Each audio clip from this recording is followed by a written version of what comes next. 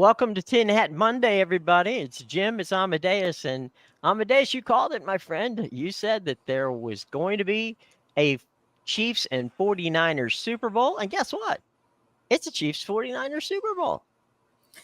Yeah, what a weekend it was, Jim. I mean, all year we were on that Ravens 49ers Super Bowl, and I mean, it's obviously had nothing to do with the logo conspiracy. It's fun to talk about the logo Sure. conspiracy, but at the end of the day, I mean, we pegged those two teams right all season. They Right. were the number one seed in each conference, but something just inside me said, I don't know if we're actually going to get the Ravens 49ers right before this weekend's games. And that I gave out the Chiefs personally. Yeah. I bet the Chiefs. And sure enough, people laugh when you bring up the 13-3 road team stat with Sean Smith. But here we are on Monday, and he's now road teams are 14-3 this season when he's reffed games. So, well, on Saturday, I was, I do a national hit, and it was pushed to what's going to happen, and I said, look, I can't go against Patrick Mahomes. It's just in my DNA. I just cannot do it. And I also said that I have a feeling that because he's going to try too hard, there's going to be a problem that Lamar is going to get into, that he's going to force a ball, and there's going to be a problem. So I'm not Nostradamus. I didn't know any better than I just couldn't. I just kept looking at Patrick Mahomes' numbers and go, there's just no way. There's no way this guy loses this game. Yeah, and tinfoil hat aside, like, I know it's fun to say Right. they Fun to play with it, yeah. Taylor in there, and obviously we had all the ref stats, and don't get me wrong, yeah, there was a few missed calls where probably should have been some PIs and holdings that Right. they missed on the Chiefs defense. But at the end of the day, the Chiefs did, you got to give them some credit in that game, because at the beginning there was not a lot of flags. You can say what you want about near the end of the game, but at the beginning of the game, they came out, they dominated that first half.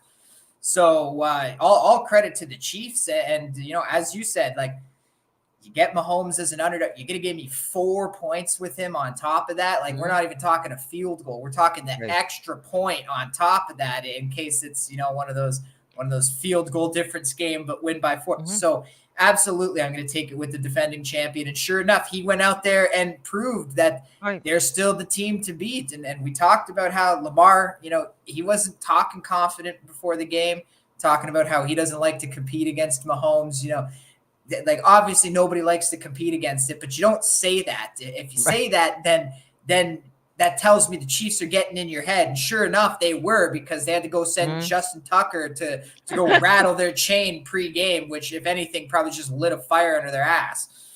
Well, one thing just to mention locally, okay, Justin Tucker is actually the guy who has the most endorsements of any of the Ravens. And for a fun fact is that Justin Tucker's major at the University of Texas was music, and he is a trained, and does quite a bit of it, a trained opera singer.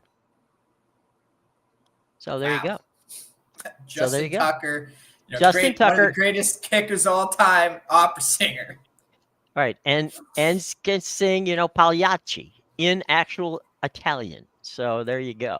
Would love to hear him belch some Andrea Bocelli. Would love. You never know. I mean, I'll tell you one guy who's not gonna love to hear him, and that's Mr. Kelsey, because we both talked about what happened pregame. You want to tell folks in case they missed it? Yeah. So if you didn't see, there was already fights spawning pregame in this game. The Chiefs were out on the field for about good 10 minutes warming up, in the end zone on their side, get their warm-ups in. Pat Mahomes, he's throwing passes out there, getting loose. What does Justin Tucker come do? She comes right where Mahomes is standing and sets up shop to start. I don't know. He's got practice balls, a holder, and And so at first, they tried to be nice about it. They're like, "The hell are you doing, man? We're trying to warm up here. Can you please move? You do have your own side of the field." And Tucker refused. So Jim, I'll let you take it away with how they took that response. Well, they just grabbed up all the gear and threw it in the direction of the bench and basically said, "Go get it." That's by the way, that's a Larry Bird move. In the 1984 Dream Team, Michael Jordan was one of the college guys, right? So a ball got away from the college side, and Bird was standing there, and the ball came to him, and Larry caught it, and about 2 feet away from him was Michael Jordan, and Jordan held his hand out for the ball, and Larry threw it about as far as he possibly could in the other direction. And he goes, "Rook," he goes, "stay out of our side of the field, of our court." And so he knew what he was talking to, and he knew he was a teammate, but he just wanted, MJ to know, you're good, but when you get here, deal with it. And I think, to be honest, if we look at it, right, what the Chiefs did is they intimidated the Ravens, and they punched them in the face, and they just said, "Okay, here's the Ravens got away from doing everything that they did right to get there. They didn't run, which was crazy. Zay Flowers, who is a fantastic rookie, a tremendous young man, gifted player. Everybody's been screaming for the last 2 weeks about ball protection. Don't put the ball anywhere where it can be punched out, because everybody's punching it out. And if you think about it, on that play where clearly they punched the ball out, and then it got in, rolled in the end zone, and the Chiefs ended up with a touchback on Zay Flowers' catch. All Zay Flowers has to do is catch that ball and hold it. And the worst situation that he has is 1st and goal at the 1-yard line. Yeah, because the first down marker was right at the 1 yard. So if anything, he was just fighting to get in that end zone. And I get it, because Sure. Sometimes we've seen many times team gets down to the 1 and then can't get it on 4 tries. But as you said, you got one of the best running offenses in the league. At it's 1 yard. You just gotta power it, QB sneak it, whatever. Okay, you should have that kind of trust in your offense. But obviously they felt like they were playing from behind the whole game, and again, that goes towards that championship pedigree. They started taking those risks, and then once you even make those mistakes, they didn't know how to respond to the adversity. Well, the other thing is, Vinny Serrato, who is he's been a general manager, worked with the 49ers, worked with Washington. I was talking to Vinny about this morning, and the thing is, it's hard to explain, but the deal is, for a team like the Chiefs, who've been in 6 consecutive, think about this, 6 consecutive championship games, the game slows down for you. Okay, you know what's going on. You've been there before. You've seen the lights. Okay, you know what this is. Okay, you get started. I mean, there was talking about how is Kansas City going to combat, the Ravens' fantastic defense? Well, the first thing they did is, on that first drive, they threw the ball 4 times to Travis Kelce.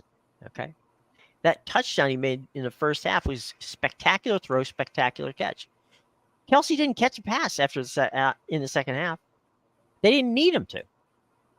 So, I mean, it was just a matter of meaning Kansas City, knows what they do best, and they did it.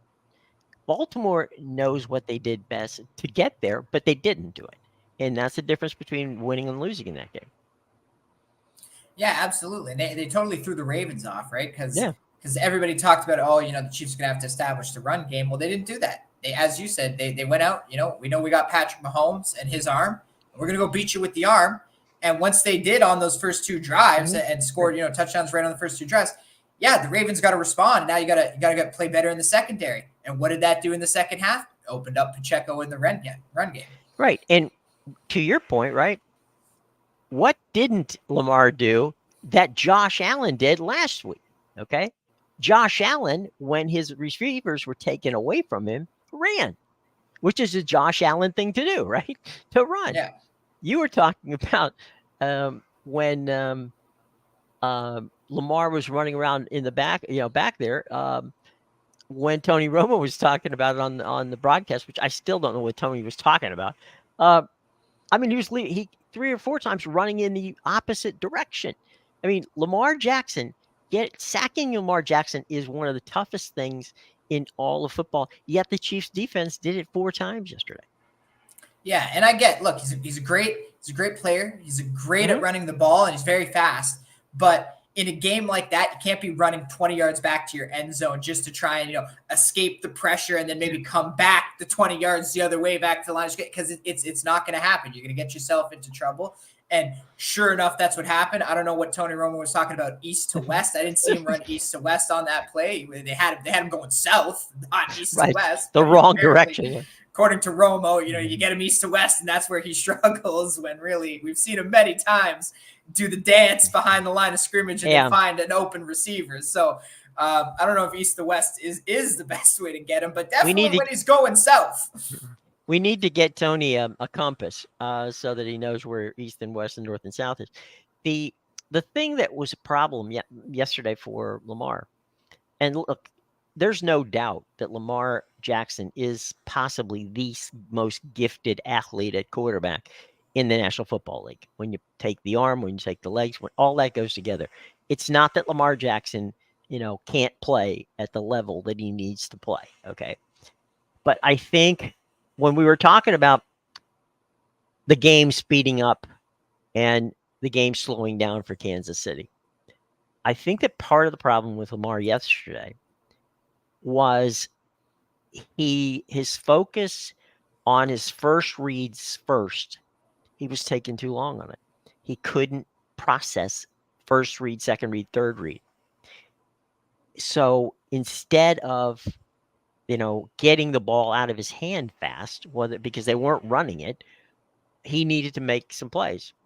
And for the most part, the problem he was doing was a self-inflicted problem, which was not getting his first read correct and realizing, okay, he's not there, whoever that may be. Let me throw the ball out to, by the way, I've got 2 tight ends who are 2 of the best in the business. Let me do what they did. I mean, we talked about Kelsey, right? Kelsey got 11 targets in the first half. They didn't touch him in the second half, okay? Did the Ravens make adjustments? Yeah, they probably did. But at that point in time, they didn't need there. As you said, Pacheco could run at that point. So at that point, they were milking the clock. So the Ravens are a good football team. Do not get me wrong in that regard. But Patrick Mahomes, in his years, from the time he has become the starting quarterback until yesterday, has lost to 2 quarterbacks. One, Tom Brady, and the other, Joe Burrows. That's it. It doesn't take a long time to call roll there. So, Lamar and the Ravens, here's the thing. You hope that they get another chance. They're a good, talented team. They're a good, talented player. Lamar's an outstanding talent. But I have seen it. I'm sure you have as well. Some immensely talented quarterbacks who had one shot in that playoff game and that championship game, and they never got back there. They still had tremendous careers, but early in their career they got there and they never got back again. Yeah, definitely. And I think I agree with you. I think they're a great team, and I personally think Lamar will be back. They have obviously, they had one of the best teams in the NFL this year. And they also have a great coach in John Harbaugh. So I think that's going to go a long way, because obviously, as we saw in the other game, coaching can also lose you games. And we see it in college too. Yeah. There's a big problem with Oregon this year. Sometimes those decisions come back to bite you. And so I think that's important. They have a solid team. They have a solid coach. And if anything, I think this loss will help them, because now they've been there and they can use the hurt of that experience and say, we don't want to feel that again. We're going to come out hungry next time. But also, we've been in the situation now, and we can draw from that experience. Right. And we can play smarter in that situation. Yeah. Exactly. Yeah. Right. All right. Speaking of Lions mistakes. Now, the Lions, you can't fault the first half of the Lions. They played that game about as well as you possibly could play a game. I mean, they came out dominated smoking. that first half so hard. I shut the T. I'll be honest. I went to YouTube when it was 21-7. I was like, I am not watching this. If they come back and tie it, maybe I'll watch it. Good on you. Right? And it wasn't even like that. I was on the 49ers. I still lost, right. But I was on the -7. Obviously, I had my future on the Niners, so I wanted them to at least win, which they did at least. Right. And it wasn't one of those things where I was just, I was so angry that the Niners were losing. I didn't want to watch it. It was. For me, it was more so the Niners' defense was so atrocious in the first half that that was supposed to be their strength, and they couldn't stop anybody. I didn't want to watch it. It was disgusting to watch. You know me, I love defense, and that was the thing I was banking on with the Niners, and they didn't show up in the first half. So it was just a disgusting display of football to me, and I didn't want to watch it anymore. I was wondering where the hell Nick Bosa and Chase Young was. It's like, wait a minute. I'm listening to these guys talk. I have not heard those names called. Are they on the field? And there are certainly there are people with their numbers sitting there on the field, but they're not making plays. But sometimes you take adjustments, and the adjustments they made, it's funny, they come back out. They don't get the touch off the first shot. They get a field goal. But then things started to run, in different directions, and the Lions became, a little bit rattled, and suddenly, there was that fumble that Jared Goff, in a muffed handoff, and suddenly, the Niners make that recovery. They get a touchdown, and look out, folks! There's 10 points in 3.5 minutes. And suddenly now the game is going the other direction. Yeah, and really, halftime adjustments, like you could call it that, but as you said, they came out and they only got the field goal on the first drive. It wasn't really till Campbell made that boneheaded move where you have a chance to keep it a 3-score game, kick a field goal. Just following the ball. Yeah. And if you kick the field goal, you're matching what the Niners did. It's not like they came out and scored a touchdown, but no, he thinks, let's go put the dagger in them, I guess. And by doing so, you flipped the momentum the other way. And then, look at what happened. The inexperience, because you got to remember the 49ers have been there. They were there last year. Right. They were in the Super Bowl just 2 years ago, or not 3 years ago, whatever. We're getting the same Super Bowl with Bill Vinovich as it was in 2019, 20, whatever. It's a different year of the actual season, but you get the point. But it's one of those where you saw the inexperience of the Lions with the coaching and with the players, because as the momentum started to build, all you need to do is get a score, and maybe you get some of that momentum back, but you keep going for it on 4th down. You keep not making it, and now you just keep building the momentum on the other side, and you end up getting shut out to the point where the 49ers almost scored 30 unanswered points on you in the second half. You didn't flip the field, right? So you gave them yardage. The other thing is, Dan Campbell, in the post-game interview, said, well, the 49ers were milking the clock. Well, great, Dan, but you're ahead. So they're milking the clock. You're still winning the game. Okay? So there's, and, again, we talked about this about the Ravens in the first game. When Brock Purdy doesn't have a person to throw the ball to, he ran. And he ran smartly. And he did it 3 or 4 times. And he just kept drives alive by using his feet and by picking his spots. And, whenever they went cover 0, he's like, okay, you give me some room, I'll go and get it. Now, look, luck always comes into these games, whether you're the Chiefs, whether you're the 49ers, whether whoever you are. When you see a ball bounce off a safety's face mask and get caught by Ayuk, as he's falling backwards, that's a good day, okay? But you make your own luck too. And so I think, the 49ers, when they had a chance to take a deep breath at halftime and came out and said, okay, wait a minute. We're not that far behind. We're better than these guys. And now here's how we have to go out and win this game.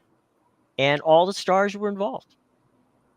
Yeah, definitely. And if you do want to talk, adjustments at halftime, I think a big thing we did see was in the first half, they really tried to lean on the running game despite Right. the Lions stopping it well. They were really trying, and even with their passing game, they're still trying to run the whole thing through McCaffrey. Right. In the second half, they put a little trust in my boy Purdy. Right. And they came out and they said, you know what? Purdy needs to prove a point. Everybody keeps trashing on him. Let's go let him use his arm. And sure enough, he destroyed that Lions passing defense, which has been their biggest issue. And maybe that was something they were saving till the second half because they didn't want the Lions to adjust at halftime if they started shredding them in the passing game right from the start. But definitely, that pass defense was a big issue. So maybe a little karma for CJ Gardner-Johnson waving bye to the 49ers fans at before halftime. Right. But, I mean, he deserves it. Yeah. Well, I mean, the thing, too, when you talk about Brock Purdy, was that I think that one of the things that in the first half that, and Kyle Shanahan is brilliant about this stuff. I think that when they went in, he's like, look, there's some routes we ran that were, there were routes in the first half that they weren't getting space with the wide receivers. The wide receivers they were pretty tightly bunched there. They didn't use Kittle much in the first half. And you're right, they probably went too much to McCaffrey, although they did use Deebo Samuel on a couple of plays. But in the second half, I think they realized, okay, what they're going to do, meaning Detroit, because they have a lead, is they're probably going to play soft and keep everything in front of them. And that's basically what happened. They kept playing, cover 2.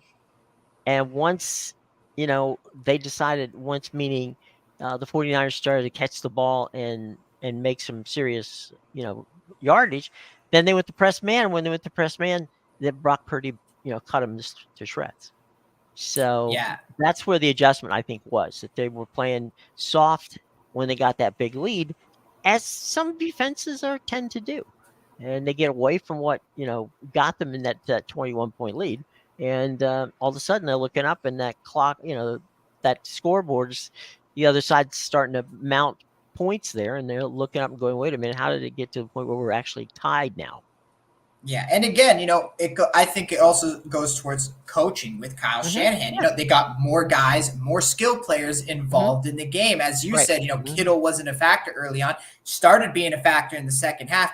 And you know how else I know that they really opened it up? Because I witnessed with my own eyes a fullback in Kyle Juszczyk catch a 20-something yard pass. Yep. Ridiculous. And he went up and got it too. Yeah, a fullback should never be catching a 20-yard pass, but there he is. And it wasn't like a chuck down and yards after the catch. No, this was a 20-yard bullet through the center of the field. That should never happen. Well, and Juszczyk was talking about it last night. He goes, I run that pattern, every practice. He goes, so it's not like it's not a play we don't have. He goes, it's not a play we call a lot, but he goes, when I heard it in the huddle, I'm going, okay, here we go. And he said when Brock put it out there, I was more than happy to go and get it. So he went to the point of the ball anyway. So I mean, the other thing is, most of the time, fullbacks are not guys who catch passes at all. They're usually in there to run the ball short distances or block.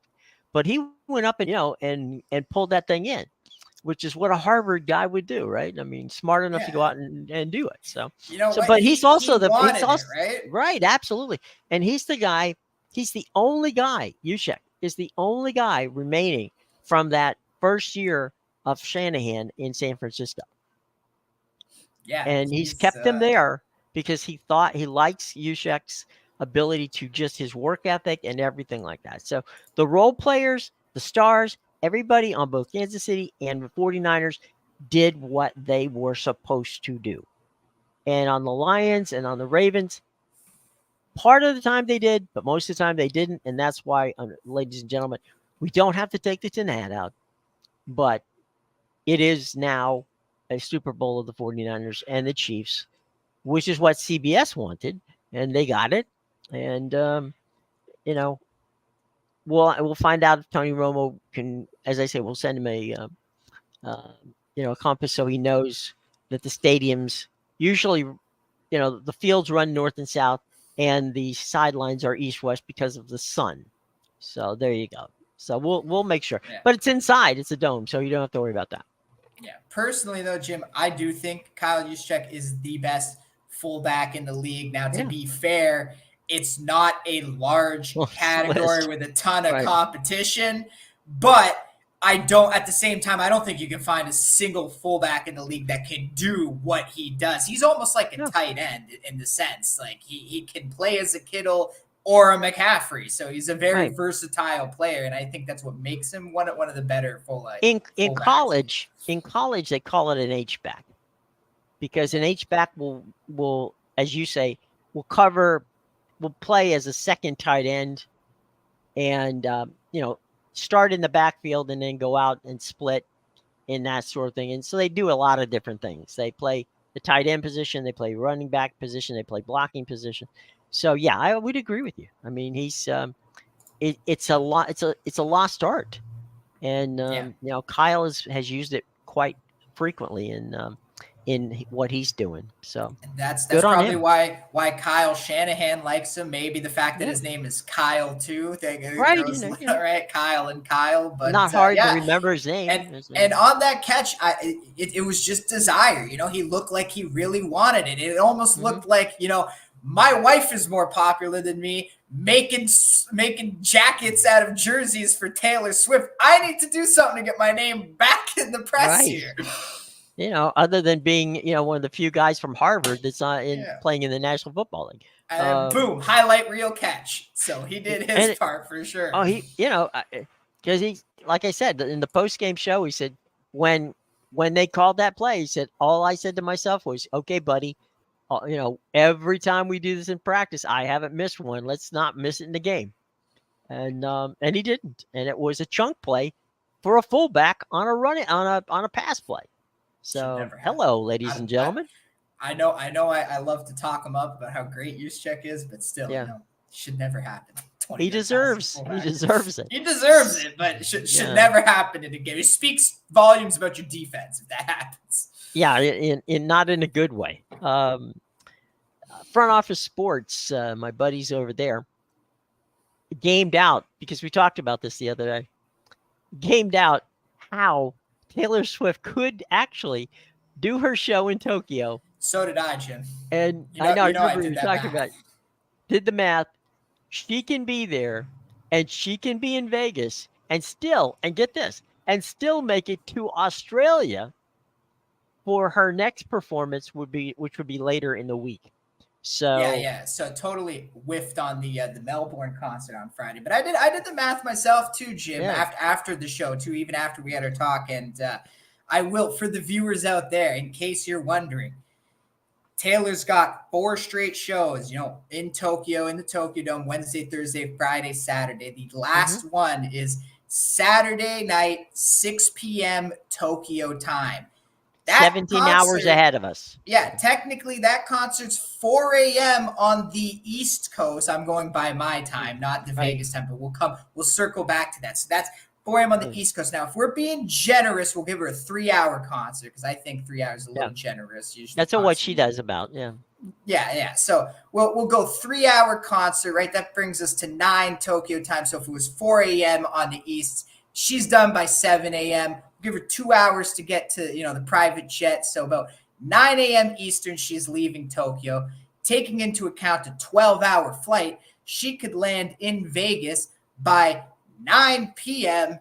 on the East Coast, which technically Vegas time, you get the 3 hours, is 6 p.m. So she even has time, go party. She get a full night's sleep in Vegas, wake up the next day, and you got the Super Bowl at 3 p.m. So there is ample time despite the concert. And, if the Chiefs do go on to win the Super Bowl and Kelsey wants to bring her on the Super Bowl parade float, then they could always do it Tuesday, and there would still be ample time for her to make it to Australia for Friday. It was funny. Take my yesterday. tinfoil hat off now. What? There you go. We'll have to. We can get you a meme that we can put up there for you. I'm gonna make one, Jim. I have Okay. tinfoil. I'm gonna Google the video. We're just gonna for fun. Go We're to gonna make YouTube and one. figure it out. Yeah. I thought the yesterday, CBS said to Taylor Swift, did she want to, go up on the, be on the stage whenever they gave the Lamar Hunt Trophy out to, to the Kansas City Chiefs for winning, and she declined. She said, "No, let me just stay, stay here. It's their show, not mine." And as John Harbaugh would say, last yeah, time I checked, she's not in pads on the field. right. She didn't win anything. So she was down on the field, and I will say this: the Hunt family is a very, very classy group. Lamar Hunt, and we'll do this some other time, but Lamar Hunt probably is the single most important person in the evolution of the football that we now see. The things that he brought in the American Football League, he brought in business people as opposed to the mom and pop guys who were running the NFL. If they hadn't merged, I'm pretty sure the American Football Conference would have exceeded the NFL, and I think that's why Pete Rozelle was smart enough to figure out a way to make that work. So Lamar Hunt deserves a great deal of credit. And so when the Lamar Hunt Trophy is given out, it just happens to be Kansas City Chiefs, who Lamar Hunt owned, and the Hunt family still owns. So Lamar Hunt historically is a very important person in the National Football League, and so we got that. And then the George Halas Trophy is the trophy the 49ers. Getting the Lombardi Trophy, obviously, is what we will see one of the two of them win. And there's even, what was it? The opening line last night was 3. It's now bet down to 1.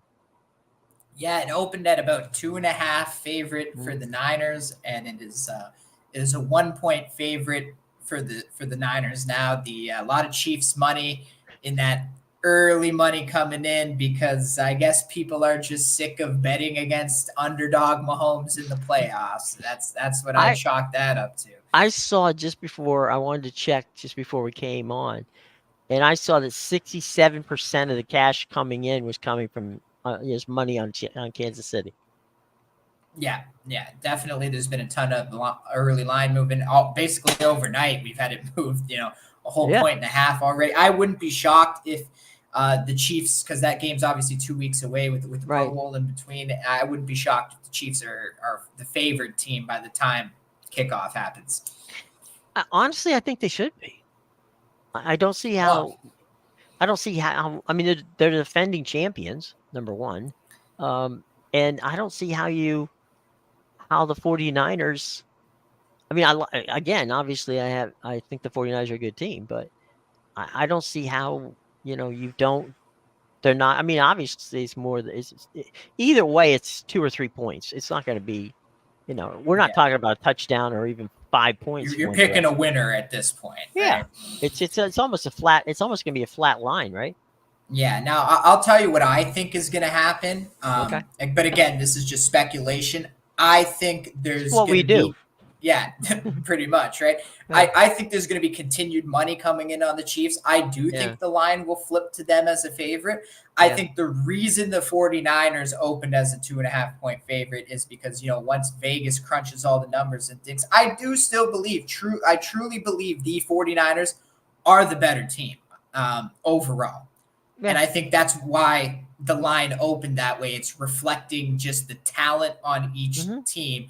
Now, I agree with you that the line movement is moving towards that way. The money's coming in on Kansas City because obviously, twice now on the road as an underdog, he's burned people in the playoffs. And as you mentioned, they're still the defending champions. They've been underdogs the last 2 games, first 2 road games in Mahomes' career. And just like Purdy, Mahomes has gone out there. What more do you want me to do? I went on the road twice. I beat Baltimore, who everybody was giving the Lombardi Trophy to already before the playoffs even started. like, so what more do you want? I'm the defending champion still. So I agree with you. If the Chiefs were a favorite by the time kickoff, wouldn't shock me at all, and I wouldn't have a problem with it. It's a very tricky game to handicap for sure, though. Oh my God! I think the Niners are the better team. Obviously, they've met each other very recently with the same referee. So, yeah, I don't know. Maybe I'm gonna have to do a deep dive into Bill Vinovich and crunch the numbers there, like I did with Sean Smith. So we'll see. I'll look at Vinovich to see. This is neutral site, so you can't take into account the same stuff, but you can see if there's maybe a specific team that a guy has favored throughout his career the last few years. I'm working on a couple different things, but I will say this: this is likely going to be the single most expensive Super Bowl, I think, in NFL history, from a standpoint of the ticket prices, from the standpoint of the advertising money that's going to come in on this, the amount of eyeballs that are going to watch it on television. This is a marquee matchup, and like you said, the last thing I would want to do is have to handicap this, because these two teams are about as even as I can see of two teams who've had in the Super Bowl anytime recently. Yeah, definitely. And obviously, the two coaches have faced each other so recently in this exact situation with the same ref. So there's a lot to take into account here. And absolutely, I think it's going to be a close game either way. It might even be settled by just a field goal. Right. But at the end of the day, taking 1 or 2 points with either team isn't going to matter if it's a field goal game. You're pretty much picking a winner, especially now that the line has come down to 1, unless you got that 2.5 last night. So you're at the choice now where you're at the point now where you're picking a winner in this game, and it's very tough because you can make the case equally for both sides. Obviously, I said I think the 49ers are the better team, but the experience, as we saw with the Ravens, that comes into play as well. Sure. Brock Purdy, as great as he's been, doesn't have the same championship pedigree. He's only in his second season. Maybe the lights are too bright for him in this spot. All right. And on the other hand, the offense has been so much better under Purdy. Maybe he's the piece they didn't have and needed instead of Jimmy Garoppolo to win that game. Right. So of a few years ago. So again, there's a lot to look. I haven't even thought about it, Jim, obviously, because we just found out last night what the teams are going to be. But absolutely, I mean, I'm sure by the weekend, I'm already kind of starting my prop looking. So we're gonna be doing a deep dive into this game. I think the props are going to be fun. I've seen some of the early ones, and there's that. But if you go position by position, man, it's really everybody. I mean, you got Kelsey at tight end, you got Kittle at tight end.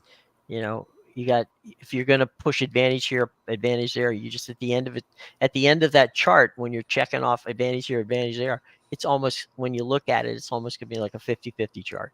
It's just, it's going to be amazing. So, something to look forward to. But we got a ton of things that happen in between now and then. And so let's start with you. You got stuff, I'm sure, coming up tonight.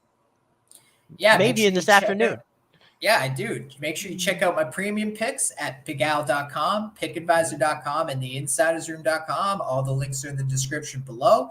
I'm already 1-0 today. I had Cape Verde in the African Cup of Nations. They won 1-0 against Mauritania. That was a noon match. I have another Africa Cup of Nations game that starts in 15 minutes that you can go grab. It starts at 3:00 Eastern time. I am 3-1-1 in the knockout stages since the round of 16 started. And you can also get my 3 NBA as well as my 1 college basketball play for tonight. Bit of a lighter card, but we'll have more basketball throughout the week. Also, going to have to deal with 3 different all-star breaks within the next 3 weeks. We got the NHL this week, and then the Pro Bowl, and the NBA is like after the Super Bowl. Right. So it's going to be a few days where, the sports are scarce, but let's take advantage of the value we have now. Well, and there's going to be college basketball, and Yeah, that'll no All-Star break there, thank God. No, this is a stretch run where teams are getting ready to try to make it to the tournament, and so there's some very, very interesting games there. And of course, yeah, now the Pro Bowl they're playing in Orlando. It's a flag game, right? With the Mannings coaching one team and the other. Yeah, so you got Eli versus Peyton in the flag football Pro Bowl, and you even got, I think they each have a defensive coordinator. I think is Ray Lewis one of them? Might be. I think Ray Lewis is one of their defensive coordinators, and I forget. It's obviously big name player. The other one, I'm just forgetting who it was because I don't care about any All-Star breaks. But yeah, there's going to be dodgeball. Well, not for nothing. We now know that for the pregame show, Justin Tucker is available should anyone want him to sing. He will be. He won't be playing, so if you want to hire Justin Tucker for the pregame show, go ahead and hire him for the Pro Bowl halftime show. Just send him out there with some Italian opera music and let's let him rip. It's a small world after all. They're playing the game in Disney, so okay. They used to play in Hawaii, but that got too expensive, so they that in the stadium. Wait, go ahead. I was gonna say, was it too expensive? Is that the reason why they stopped? Because I feel like it's better for the players. The trip to Hawaii with the players got to be really Hawaii paid the trip. Okay, the state of Hawaii Tourism Bureau did, but then the stadium got literally started to fall apart, and so they were trying to figure out should we. Because again, the University of Hawaii plays in that stadium. That's the only that and the Aloha Bowl. So you're only using it 7 times a year. That really doesn't make a lot of sense.